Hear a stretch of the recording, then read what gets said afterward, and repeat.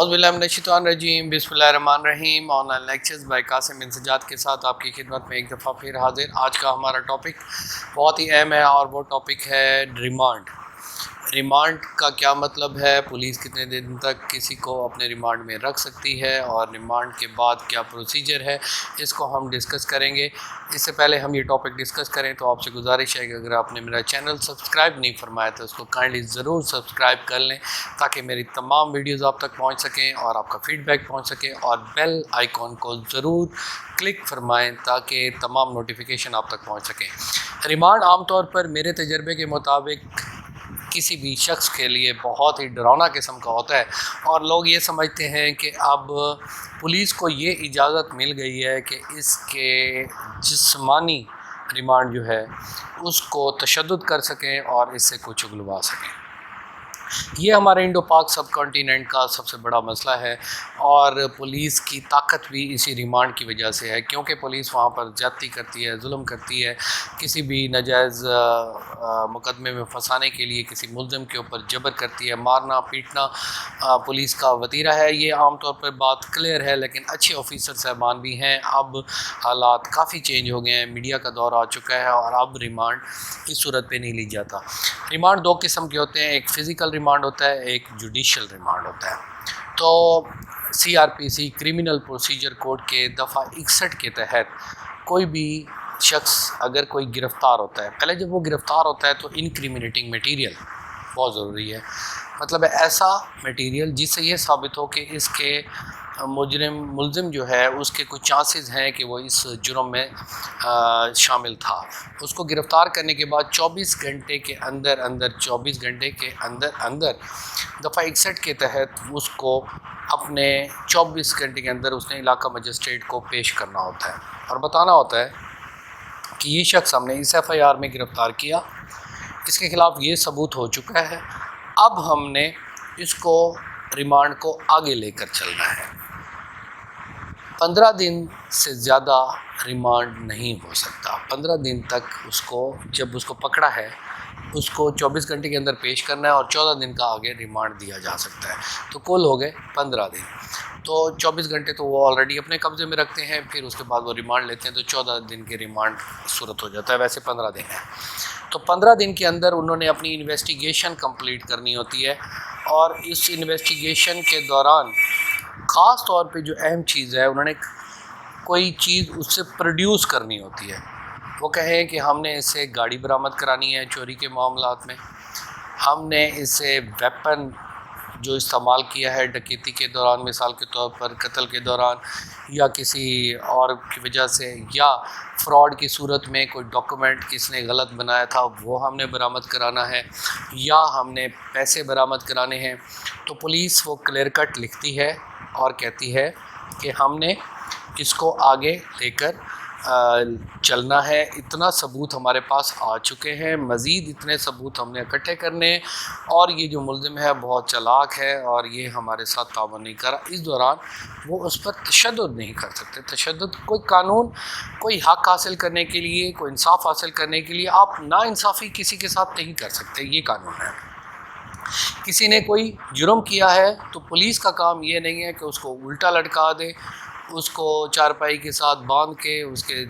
ٹانگوں پر ڈنڈے مارے، اس کے ساتھ زیادتی کرے، اس کو کسی جگہ پر لے جائے جہاں پر اس کے ورثاء بھی اور دوست احباب وغیرہ نہ مل سکیں، تو یہ ایک زیادتی ہے، اور اس کو وہ علاقہ مجسٹریٹ کو بتایا جا سکتا ہے کہ یہ زیادتی کر رہے ہیں۔ تو جب ریمانڈ پر پیش کیا جاتا ہے تو اس وقت وکلاء صاحبان وہاں حاضر ہوتے ہیں اور کہتے ہیں، وہ اپنی پلیٹ کرتے ہیں کہ جناب یہ برآمدگی اس صورت پہ نہیں ہے، یہ دفعہ اس صورت پہ نہیں لگتا، یہ معاملات ہیں تو اس کو کلیئر کیے جائیں۔ پھر جج صاحب کی یہ اپنی آزاد مرضی ہے کہ کتنے دن کا وہ ریمانڈ دیں۔ اگر وہ سیٹسفیکٹری ہیں تو عام طور پہ 3-4 دن کا ریمانڈ دے دیا جاتا ہے، لیکن نیب وغیرہ کے کیسز میں جس طرح آپ کے سامنے نیب کے کیسز آئے ہیں تو وہ مہینے کا ریمانڈ یا 15 دن کا ریمانڈ زیادہ بھی دیا جا سکتا ہے، لیکن وہ اب جوڈیشل مجسٹریٹ کی اجازت کے ساتھ ہی ریمانڈ ہوگا۔ اگر وہ چاہیں تو اس کو فوری طور پر ڈسچارج بھی کر سکتے ہیں۔ انڈر سیکشن 63 کے تحت علاقہ مجسٹریٹ یہ سمجھتا ہے کہ یہ FIR ہی غلط ہے، اس کا کوئی ثبوت ہی نہیں ہے، کنٹینٹس ہی نہیں بنتے، یا آپ ثبوت ثابت کر دیں کہ جناب یہ جو انہوں نے ایف آئی آر درج کرائی ہے،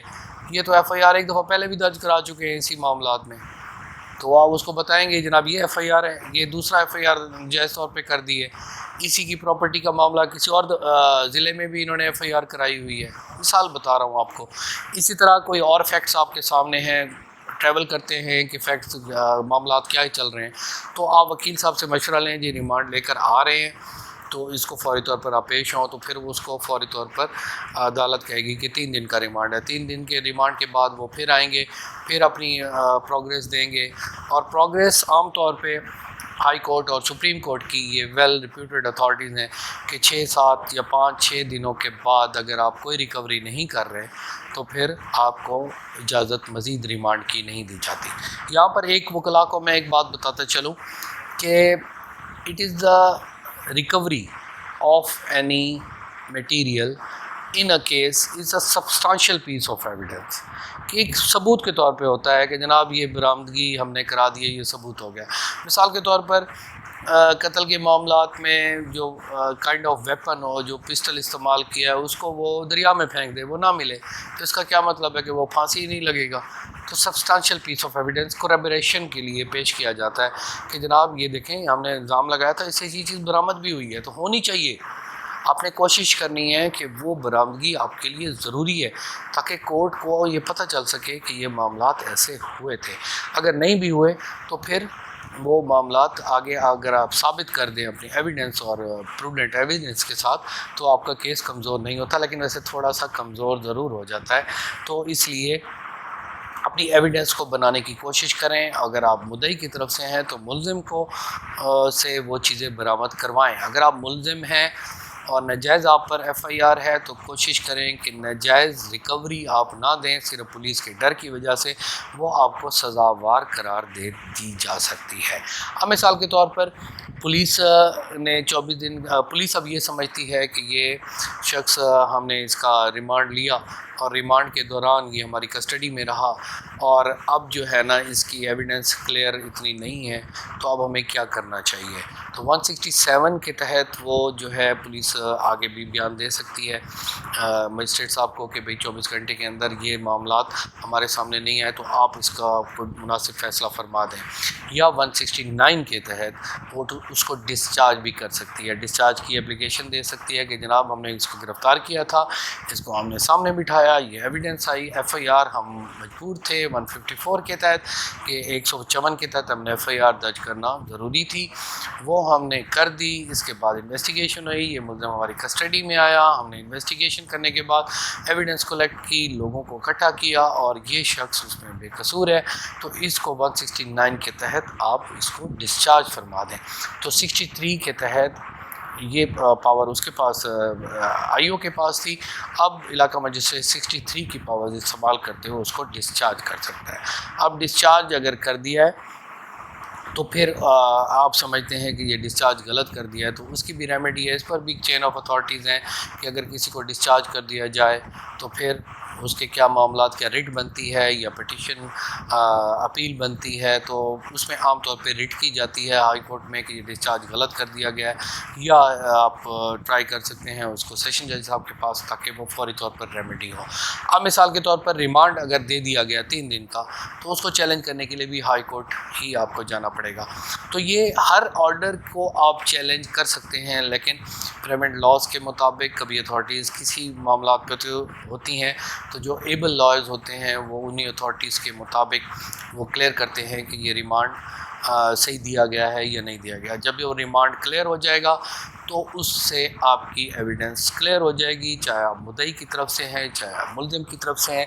لیکن یہ بات خاص طور پہ میں جو لیکچر دیا ہے وہ یہ ہے کہ ریمانڈ کا مطلب مارنا پیٹنا نہیں ہے، یہ پولیس والے بھی سن لیں اور تمام لوگ بھی، پاکستانی بھی سن لیں، انڈیا کے دوست بھی سن لیں، آپ یہ کلیئر رکھیں کہ وہ تشدد نہیں کر سکتے، اور اگر تشدد کرتے ہیں تو جب علاقہ مجسٹریٹ صاحب کے پاس آپ پہنچیں انصاف لینے کے لیے ڈرنا نہیں چاہیے۔ اگر وہ آپ کے ساتھ ظلم زیادتی ایک تھپڑ خدا نخواستہ آپ کو مار دیا ہے تو اس نے آپ کو مار دیا، پھر آپ اس کو نہ چھوڑیں، پھر اس کی زیادتی کو برداشت نہ کریں، پھر آپ مجسٹریٹ صاحب کو بتا دیں کہ جناب یہ ہمارے ساتھ زیادتی کر رہے ہیں، ہمیں مار رہا ہے، ہمیں پیٹ رہا ہے، ہمارے ساتھ زیادتی کر رہے ہیں، اور اگر کوئی زخم ہے تو اس کا فوری طور پہ میڈیکل کروائیں، اور ریمانڈ کے دوران میڈیکل ہو سکتا ہے، آپ اپلیکیشن اپنے وکیل صاحب کے دیں کہ اس کا میڈیکل بورڈ کیا جائے، تو یا یہ بھی کہا جا سکتا ہے کہ ہمیں خطرہ ہے کہ ہمیں یہ ماریں پیٹیں گے، ہمارا میڈیکل پہلے کرا لیا جائے، ہماری باڈی اسٹرکچر کو چیک کر لیا جائے، تاکہ بعد میں اگر کوئی ظلم کریں گے تو یہ انہی کی طرف سے ہوگا۔ تو ایکسٹرا جوڈیشل کنفیشن اسی طور پہ ہوتے ہیں، یا ایکسٹرا جوڈیشل جو مرڈرز ہوتے ہیں پولیس کی طرف سے ہوتے ہیں وہ بھی اسی طرف سے ہوتے ہیں۔ تو پولیس کا بھی اتنا زیادہ قصور نہیں ہوتا، کیونکہ انہوں نے بھی کرمنلز کو ڈھونڈنا ہوتا ہے، اور ان کے اوپر ہائی اپس ہوتے ہیں، ان کے اوپر سیاستدان ہوتے ہیں، ان کے پاس لوگوں کا پریشر ہوتا ہے، میڈیا ہوتا ہے، غلط کام ان سے بھی ہو جاتے ہیں، لیکن جب وہ اس ڈیوٹی پر آ کر بیٹھ گئے ہیں تو ان کو حق ہے کہ وہ صحیح طریقے سے انویسٹیگیشن کریں، کیونکہ عزت نفس کسی کی مجروح کرنا آپ کا مطلب نہیں ہے۔ آپ مہذب دنیا میں جائیں، وہاں پر بھی ظلم ہوتے ہیں، کافی پولیس والے وہاں بھی زیادتیاں کر جاتے ہیں، لیکن عام طور پہ وہاں پر کسی کے ساتھ اس طرح زیادتی نہیں کی جاتی۔ ایویڈنس کلیکٹ ہوتی ہے، کلیکٹ ہونے کے بعد جوری کے پاس جاتی ہے، یہاں پر ہمارا ڈائریکٹ مجسٹریٹ ہوتے ہیں، وہاں جوری ہوتی ہے، جوری فائنل کرتی ہے، پھر اس کے بعد کورٹ میں جاتی ہے، تو وہ اگر کورٹ جوری فائنل کر دیتی ہے تو پھر کورٹ میں یہ فائنل ہوتی ہے۔ یہ باہر امریکہ میں، انگلینڈ میں وغیرہ میں، اور جو ترقی یافتہ ممالک ہیں وہاں ترقی کا وجہ مین یہ ہے کہ وہاں پر قانون کی بالادستی ہے اور ایویڈنس صحیح کلیکٹ ہوتی ہے۔ پولیس کا یہ مطلب نہیں ہے کہ وہ اس کو پکڑ کر دھکڑ کر زبردستی منوا کر اس کو کہیں کہ یہ چیز دو۔ تو یہ ریمانڈ اس وجہ سے میرے پاس موکل آتے ہیں، جناب اب ریمانڈ مل گیا ہمیں 3 دن کا، اب ہمارے ملزم کو تو بہت یہ ظلم زیادتی کریں گے، تو آپ اس چیز کو پراپر طریقے سے ڈیل کریں۔ آپ اس انویسٹیگیشن میں ان کو کہیں کہ ہم بیٹھتے ہیں، آپ کے پاس ایویڈنس کریٹ کرتے ہیں، اگر قصور ہے تو اس کو مان لیں، اس کو غلطی کسی کا حق رسی کرنا بھی بہت ہی صدقہ جاریہ ہے، کسی کے ساتھ زیادتی عام طور پہ نہیں کرنی چاہیے۔ تو this is the all things about the remand, physical remand, judicial remand. اب جوڈیشل ریمانڈ کے بارے میں آپ کو بتاؤں، جوڈیشل ریمانڈ کیا ہوتا ہے؟ فزیکل ریمانڈ ہو گیا پولیس کی کسٹڈی کے لیے، اب 14 دن کا ریمانڈ پورا ہو گیا، 24 گھنٹے اس کے مزید ایڈوانس بھی ہو گئے، تو 14 دن کا پورا ہو گیا، 6-7 دن کے بعد آپ اس کو جوڈیشل کرا سکتے ہیں۔ اکتفا نہیں کرے گا، وہ پولیس والے لکھیں گے کہ مزید ہمیں ریمانڈ دیا جائے، لیکن 6 دن کے بعد یا 5 دن کے بعد اتھارٹی آپ کا وکیل پیش کر سکتا ہے کہ جی کافی ہو گیا، ابھی کچھ برآمد نہیں ہوا، اس کو آگے بھیج دیں۔ اب وہ اس کو جوڈیشل ریمانڈ پر بھیج دیں گے کہ جناب آپ کے پاس یہ ایویڈنس آ گیا، آپ 173 کی رپورٹ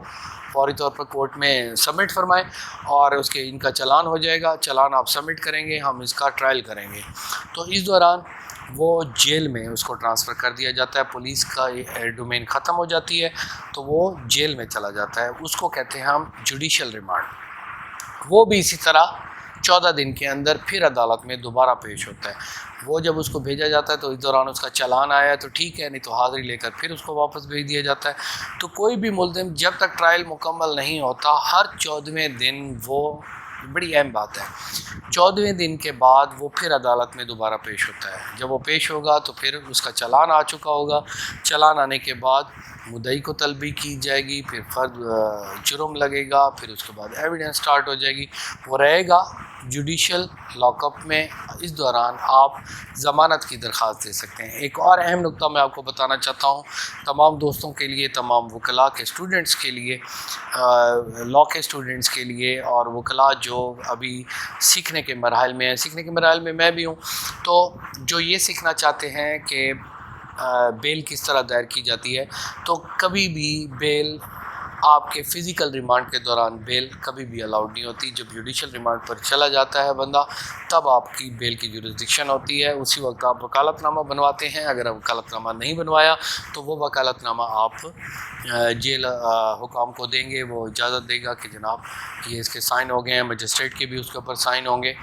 اور اس کے بعد آپ وہ ضمانت کی درخواست دے سکتے ہیں۔ تو نیکسٹ جو ہے اس پر بیل کی میں نے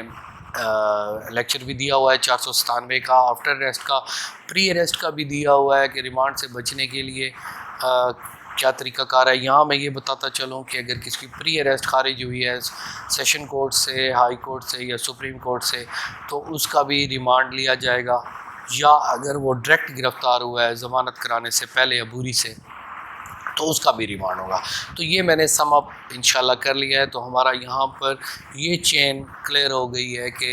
ایف آئی آر کس طریقے سے کی جاتی ہے، اس کا لیکچر میں جناب کو دے چکا ہوں. اس کے علاوہ ایف آئی آر کے بعد انویسٹیگیشن کیسے ہوتی ہے اس کو بھی انشاءاللہ فائنلائز کر لیں گے. اور ریمانڈ ہو گیا، ریمانڈ کے بعد بیل ہو گئی یا پری اریسٹ بھی ہو گئی. تو مزید بھی اگر آپ کی سجیشن ہو تو انشاءاللہ اس کو ڈسکس کریں گے. آپ کی